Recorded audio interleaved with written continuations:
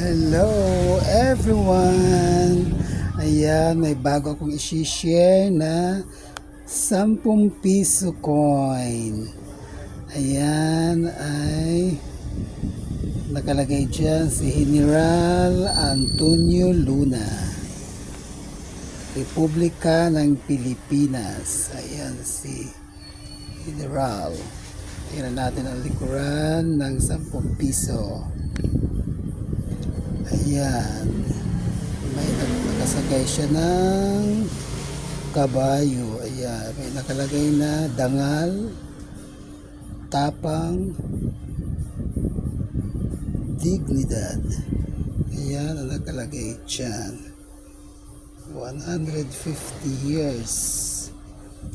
Ayan, may nakasulat din dyan sa taas na bayani ng digmaan laban sa Estados Unidos, year 1899.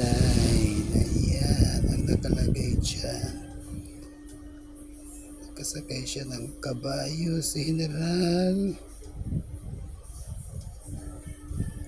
Ayan, ang ganda. Ayan, si General Antonio Luna. Ang ganda ng 10 peso. Ayan, tama lang ang kapal niya. Ang ganda ng 10 piso na ito.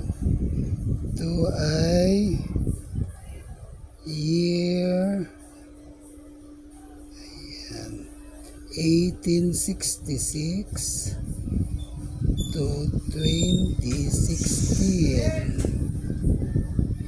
Ayan ang 10 piso na may dangal, tapos dignidad.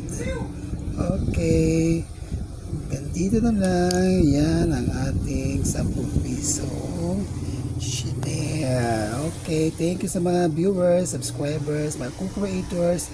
Thank you very much. Salamat. God bless.